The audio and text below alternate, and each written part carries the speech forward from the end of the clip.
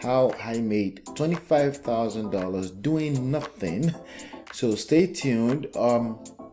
First of all, a couple of things I want to share with you.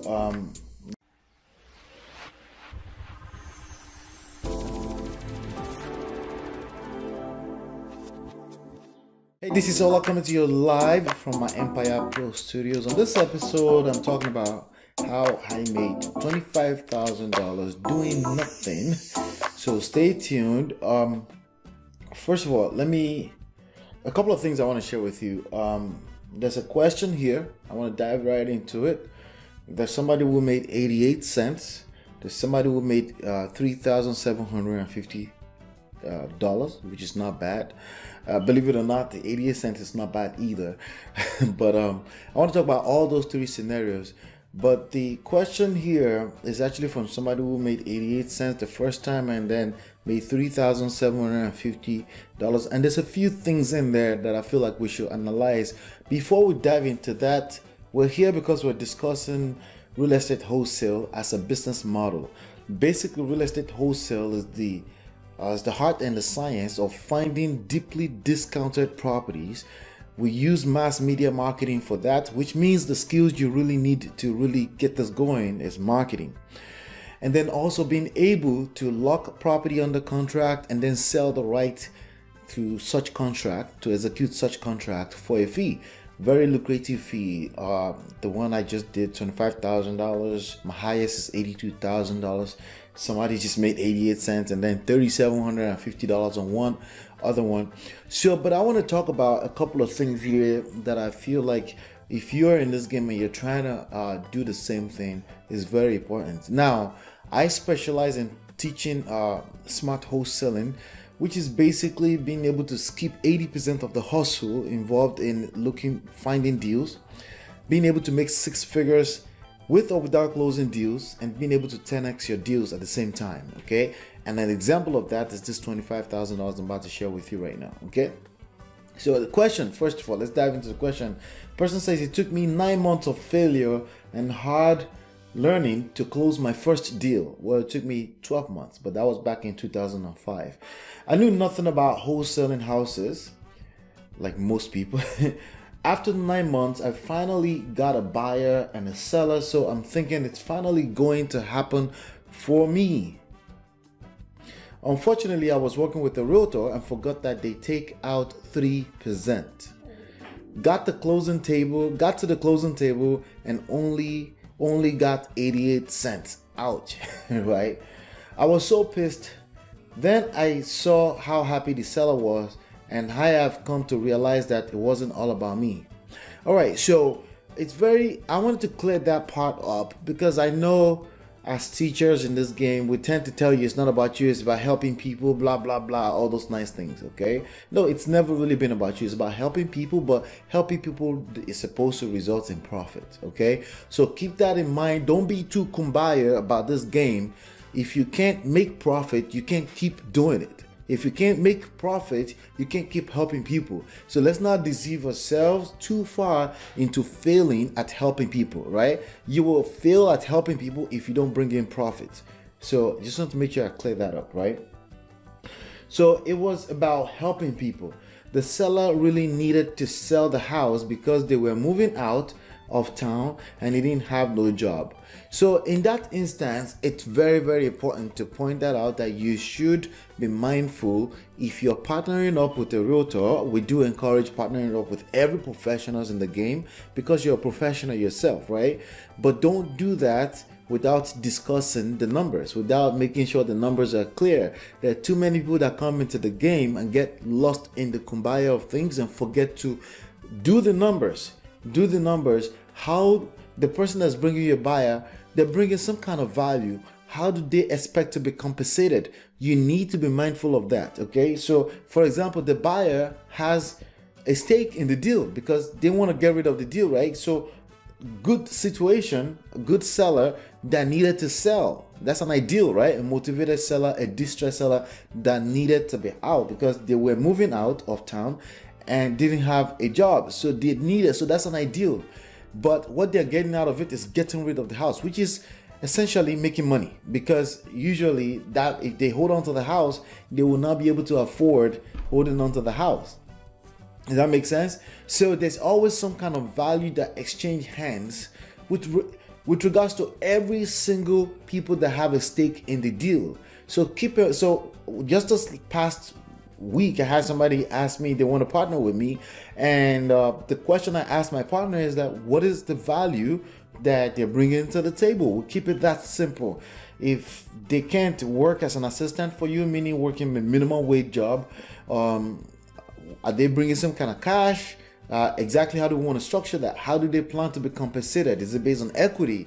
Is it based on interest on their money? How do they plan to be compensated? That's really the bottom line for everyone involved at the end of the day. Yes, including helping people, you need to be able to bring in profit so you can keep helping people. Does that make sense? Good. So he says the seller really needed to sell the house because they were moving out of town and he didn't have no job. So I felt a little better about the situation. But I had another house under contract at the same time with a JV that was set to close 2 weeks later. Okay. And this time I made more money, $3,750. That is not bad. Okay. Now here's the upside to this story here. This is what I really like about this story. It wasn't about one deal. Okay. There's a lot of people that have really bought into the one deal away idea, which is beautiful if you really put things in context. You got to put that in context. Okay. This is not about doing one deal. One deal is probably not going to change your life. It will change your life indirectly if you understand, if it helps seal your belief system, right? Once you close down one deal, it can help you seal your belief system, because if you haven't closed a deal, this is just all a theory, even in spite of all the success stories, testimonials that you've seen, right? But once you close that one deal, it seals it for you. And that's why I like the idea of the 88 cents. I like the idea that it was 88 cents. So even if all you made was that 88 cents from that deal where you made a mistake, now you know that it works. But it's even better that he's closing a second deal, $3,750, because he understands that it needs to be a pipeline. One of the mistakes that people make in this business is having the mindset of a one deal away and getting stuck on it and out of context. Because I know the person that created that deal, Max Maxwell, I heard the most from, did not mean in the way that it sounds literally. You are going to need more than one deal, okay?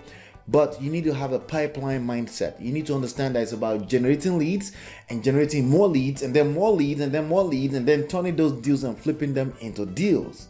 Okay? That's what it's about.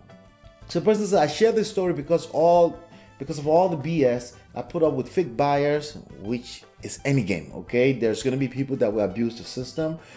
Sellers selling the property to somebody else while you have a contract with them. That will happen. That's an inevitable thing that will happen. And if you haven't experienced that yet, chances are you're not in the game. At least not fast enough. Chances are you're never going to make a dime in this game if you're not experiencing fake buyers, straw buyers, if you're not experiencing people with what you call back-to-back chain, daisy chain kind of contract.